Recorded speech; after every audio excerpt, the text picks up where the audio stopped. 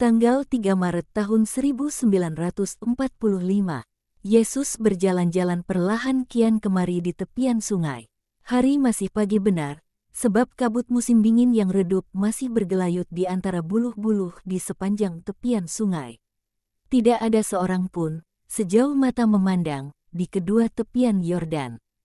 Hanya ada kabut rendah, gelegak air yang menabrak buluh-buluh, gemericik sungai, yang airnya agak berlumpur sebab hujan pada hari-hari sebelumnya, panggilan-panggilan singkat nan sedih dari beberapa ekor burung, seperti yang biasa mereka lakukan ketika musim berpacaran telah usai dan burung-burung menjadi kurus dan merana karena musim dan karena langkanya makanan.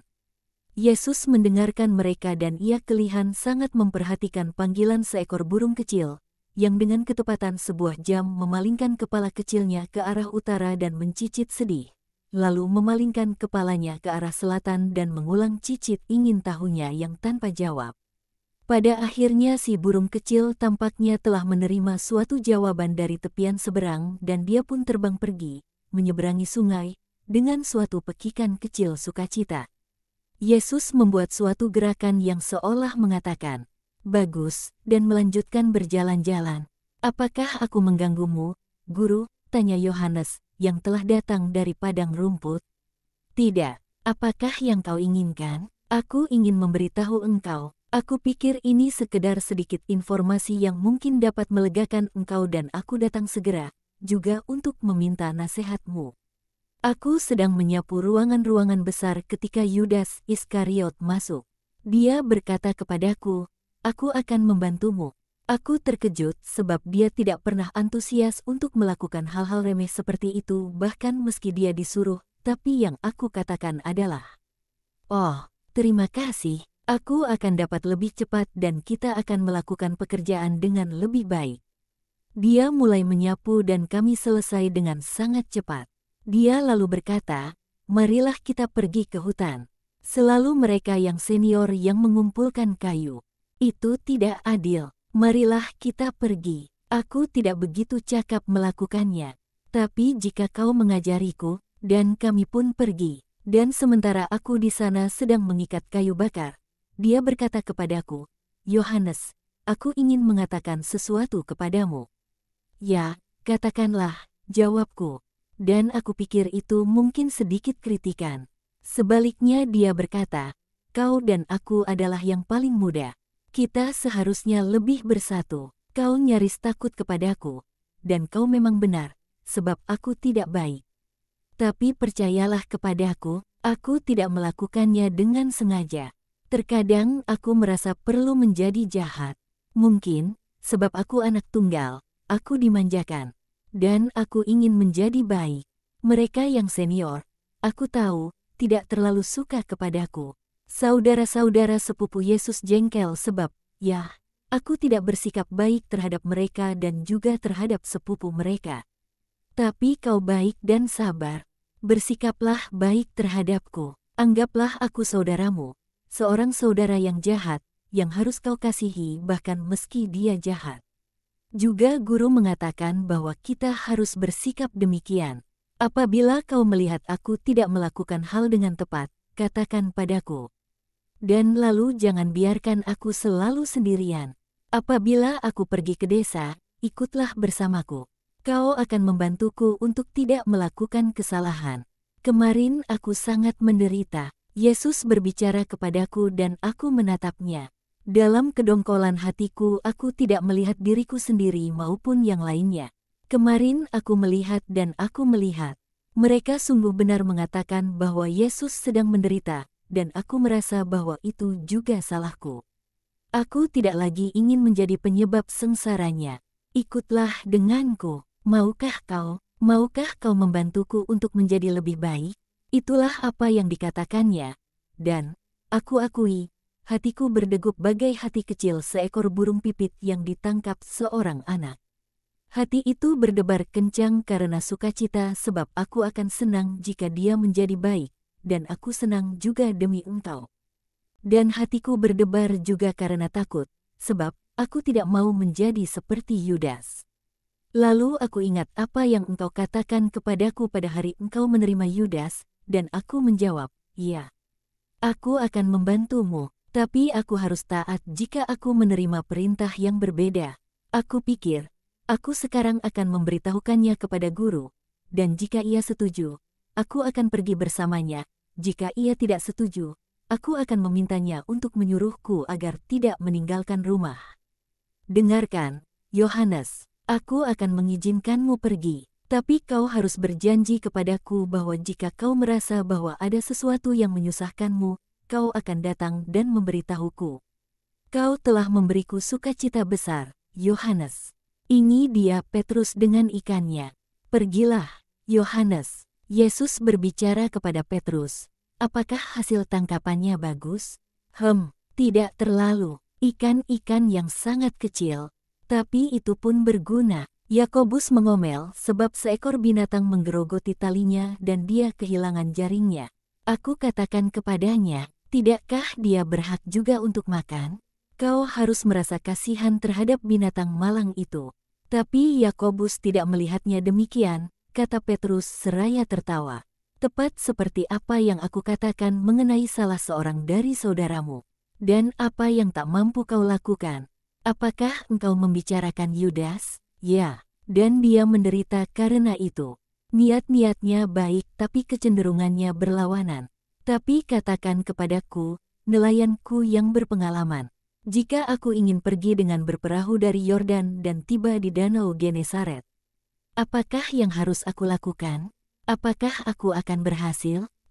Suatu kerja keras, tapi engkau akan berhasil dengan perahu-perahu kecil yang datar. Suatu pekerjaan yang mengerahkan banyak tenaga, engkau tahu. Dan suatu perjalanan panjang adalah penting untuk terus-menerus mengukur kedalaman air, mengamati tepian-tepian sungai, beting-beting, kayu-kayu kecil yang terapung, aliran air. Layar tak berguna dalam kasus-kasus seperti itu, sebaliknya. Tapi apakah engkau ingin kembali ke danau dengan mengikuti sungai? Janganlah lupa bahwa itu suatu pekerjaan berat melawan arus. Engkau butuh banyak orang, jika tidak, kau sungguh benar. Apabila seorang adalah jahat, dia harus pergi melawan arus untuk kembali ke jalan yang lurus dan sempit dan dia tak dapat berhasil melakukannya seorang diri. Yudas adalah tepat salah seorang seperti itu. Dan kau tidak menolongnya. Sobat yang malang itu pergi sendirian saja, dia terantuk dasar sungai. Dia melaju menuju beting-beting, dia terperangkap dalam kayu-kayu kecil yang terapung, dan terjebak dalam pusaran air. Sebaliknya, jika dia mengukur kedalaman air, dia tidak dapat sekaligus memegang kemudi ataupun mengayuh dayung. Jadi mengapakah dia dicela jika dia tidak berhasil maju? Kau merasa kasihan kepada orang-orang asing, tapi tidak padanya, meski dia adalah sesama saudaramu. Itu tidak adil. Lihatlah di sana, dia dan Yohanes sedang pergi ke desa untuk membeli roti dan sayur mayur. Dia meminta, sebagai suatu kebaikan, untuk tidak pergi sendirian. Dan dia meminta pada Yohanes, sebab dia bukan seorang yang bodoh, dan dia tahu apa yang dipikirkan kalian para senior mengenainya.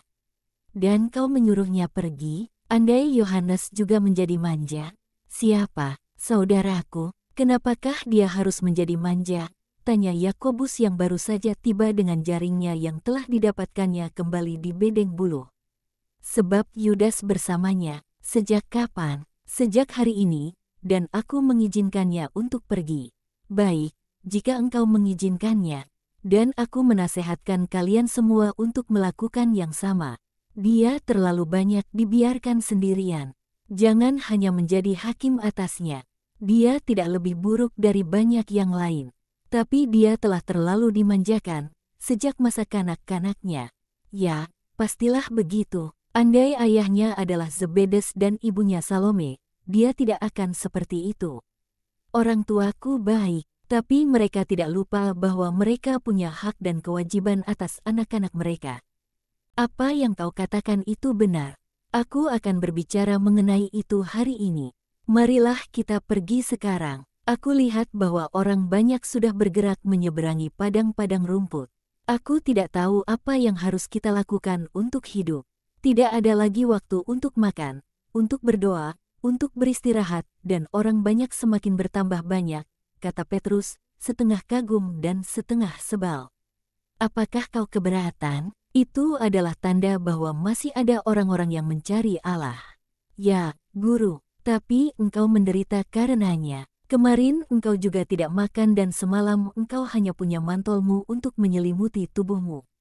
Andai bundamu tahu, ia akan memberkati Allah yang menghantarkan begitu banyak orang percaya kepadaku. Dan ia akan menegurku yang dimintanya untuk merawatmu, Petrus mengakhiri. Filipus dan Bartolomes tengah turun menghampiri mereka seraya melambaikan tangan. Melihat Yesus, mereka mempercepat langkah mereka dan berkata, "Oh, Guru, apakah yang harus kita lakukan?" Sungguh suatu rombongan peziarah, orang-orang cacat, orang-orang yang menangis dan orang-orang miskin yang tanpa prasarana, yang telah datang dari jauh. Kita harus membeli roti, orang-orang kaya memberikan sedekah. Yang perlu kita lakukan hanyalah menggunakannya. Hari-hari berlalu singkat, naungan penuh sesak dengan orang-orang yang menginap di sana. Malam-malam lembab dan dingin. Kau benar, Filipus. Kita harus berdesakan dalam salah satu dari ruangan-ruangan besar. Itu bisa dilakukan, dan kita akan memanfaatkan 2 ruangan lainnya untuk mereka yang tak dapat tiba di rumah sebelum malam. Begitu, sebentar lagi kita akan harus meminta izin pada tamu-tamu kita untuk berganti baju. Mereka sangat mengganggu hingga mereka akan memaksa kita untuk lari, gerutu Petrus. Kau akan melihat pelarian yang berbeda, Petrusku terkasih. Ada apa dengan perempuan itu? Mereka sekarang berada di lantai pengirikan dan Yesus melihat seorang perempuan yang sedang menangis. Siapa yang tahu, dia ada di sini juga kemarin dan juga kemarin dia menangis. Ketika engkau sedang berbicara kepada Menahem, dia maju untuk datang dan menemui engkau, lalu dia pergi. Pastilah dia tinggal di desa atau dekat sini, sebab dia telah kembali. Dia tidak kelihatan sakit, damai sertamu, perempuan, kata Yesus saat lewat dekatnya. Dan perempuan itu menjawab dengan suara lirih, dan sertamu. Tidak ada yang lain, pastilah ada sekurangnya 300 orang. Di bawah naungan ada mereka yang timpang, buta, tuli, seorang laki-laki yang gemetaran dari ujung kepala hingga ujung kaki, seorang pemuda yang jelas hidrocephalus, sama dengan kepala busung, yang tangannya digenggam oleh seorang laki-laki. Dia tidak berbuat apa-apa selain meraung, meneteskan air liur dan menggelengkan kepala besarnya yang tampak idiot.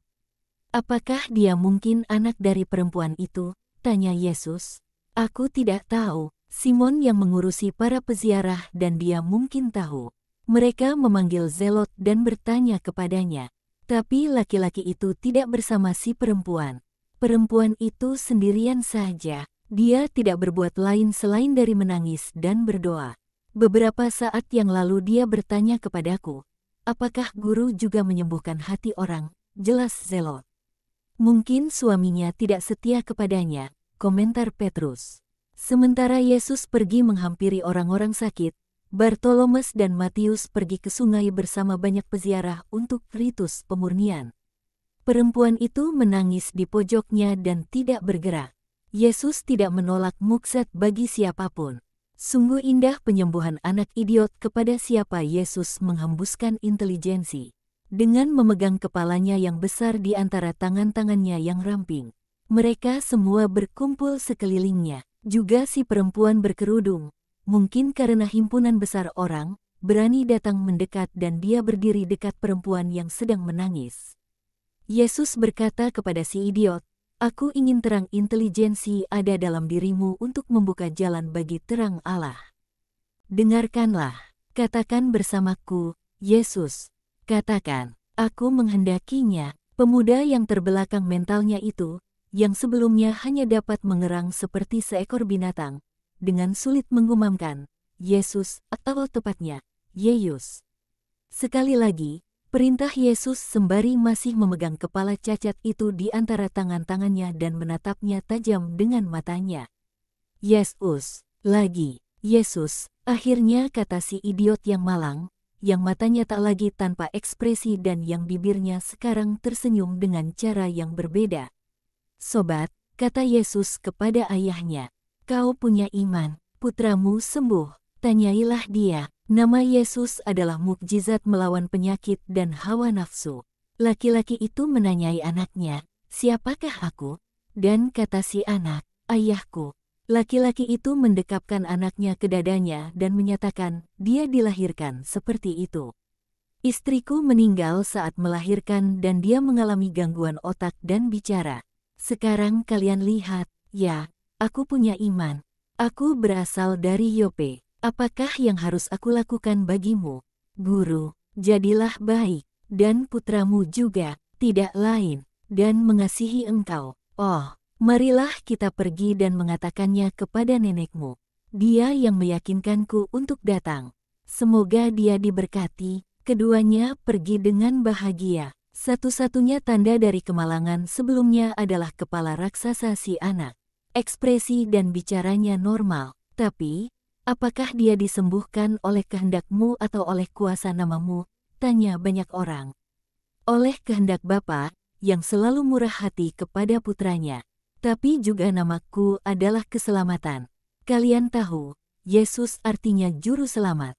Ada keselamatan jiwa dan keselamatan tubuh.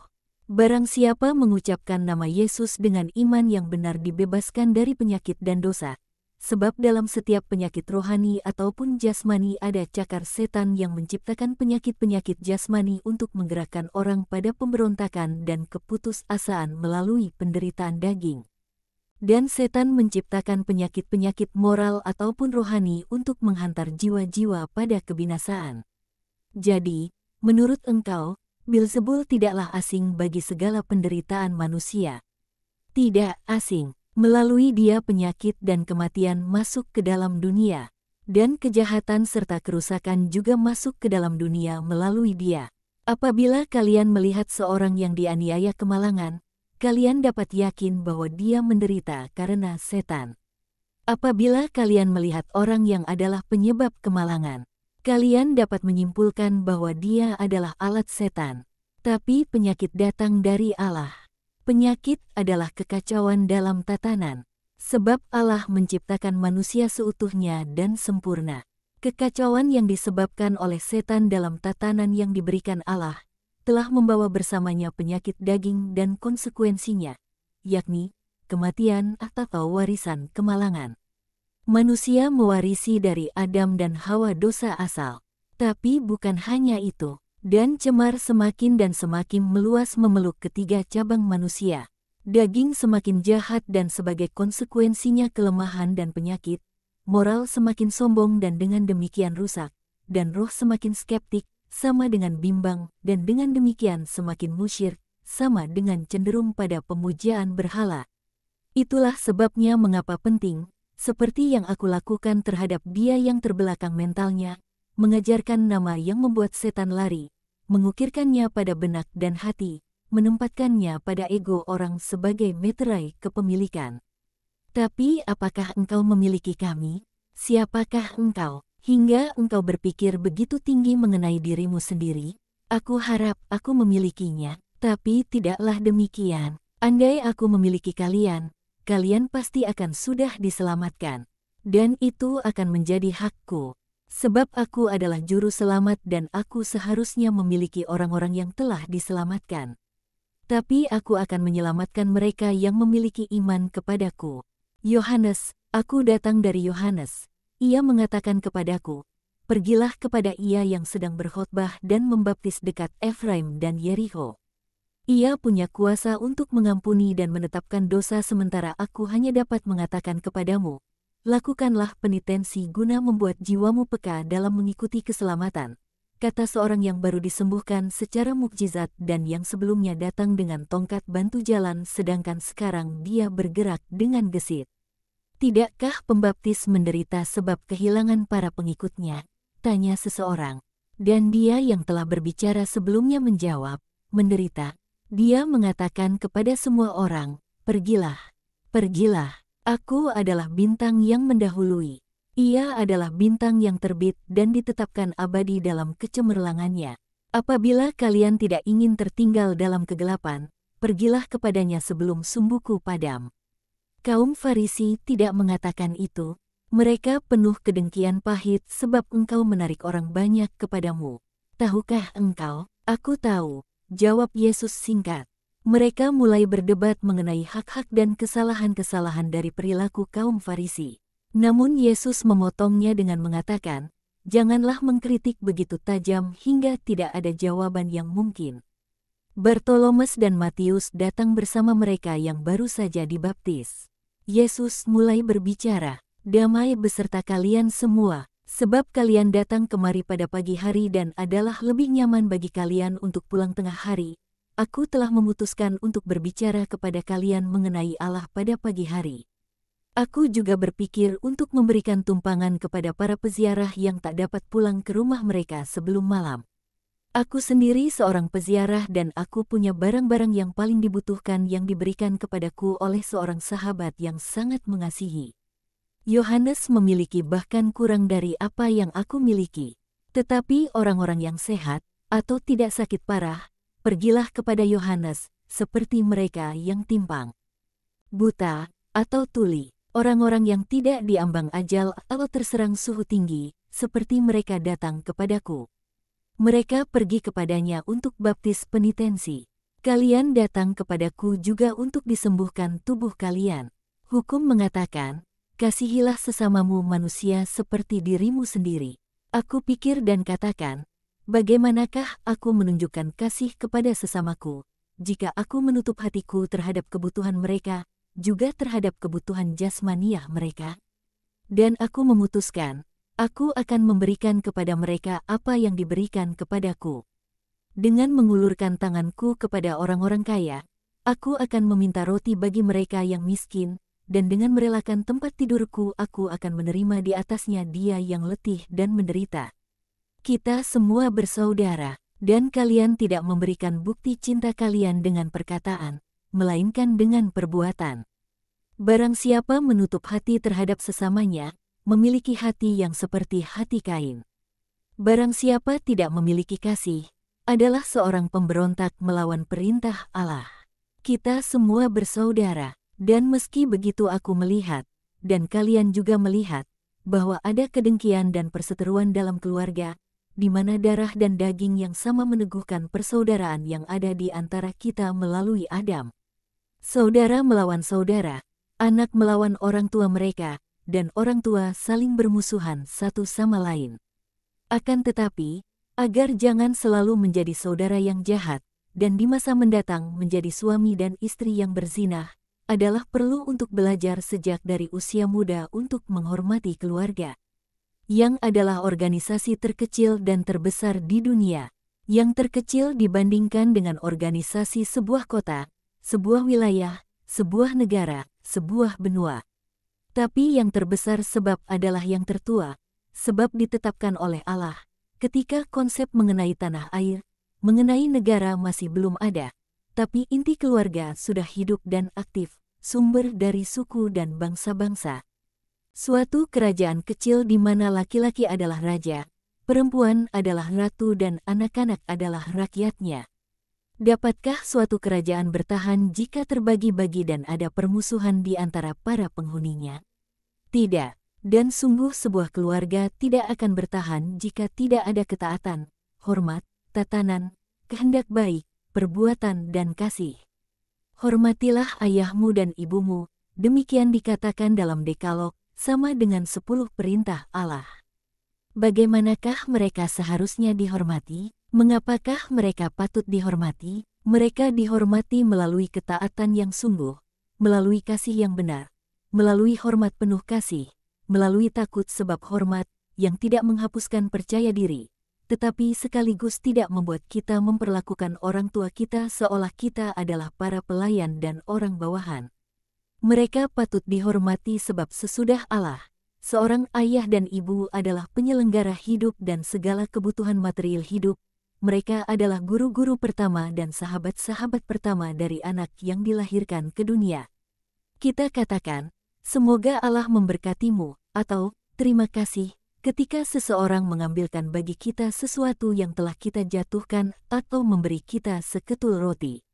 Tidakkah sepatutnya kita katakan, penuh kasih, Semoga Allah memberkatimu, atau terima kasih, kepada mereka yang banting tulang bekerja demi memberi kita makan, menjahit pakaian kita dan memeliharanya agar tetap bersih, yang bangun dari tempat tidur mereka untuk memeriksa tidur kita, yang kehilangan waktu istirahat mereka sendiri demi menyembuhkan kita, dan menjadikan pangkuan mereka sebagai pelabuhan kita, ketika kita sangat letih dan menderita.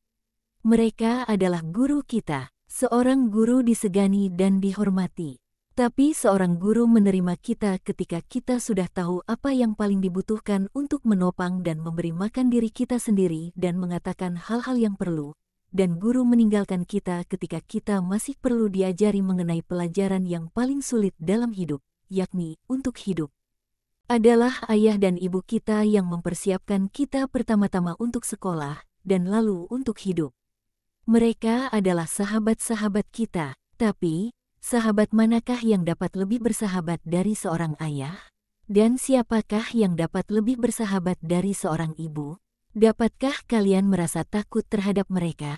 Dapatkah kalian katakan, "Aku telah dikhianati oleh ayahku atau ibuku"?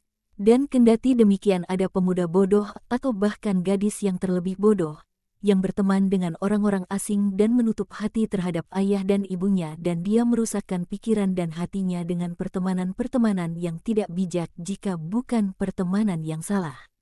Yang adalah penyebab air mata ayah dan ibu, yang bagai tetesan-tetesan yang meleleh dan membakar hati orang tuanya. Akan tetapi, air mata itu, aku katakan kepadamu, tidak jatuh ke atas tanah atau sekedar dilupakan. Allah memungutnya dan menghitungnya. Penderitaan orang tua yang tertindas akan mendapatkan ganjaran dari Allah. Tetapi perilaku dari seorang anak yang menyiksa orang tuanya tidak akan dilupakan juga. Bahkan meski sang ayah dan sang ibu, dalam kasih penuh derita, memohonkan kepada Allah belas kasihan bagi anak mereka yang bersalah. Dikatakan, hormatilah ayahmu dan ibumu, supaya lanjut umurmu di dunia. Dan aku tambahkan, dan untuk selamanya di surga. Suatu hidup yang singkat di sini akan menjadi hukuman yang terlalu ringan bagi mereka yang berlaku salah terhadap orang tua mereka.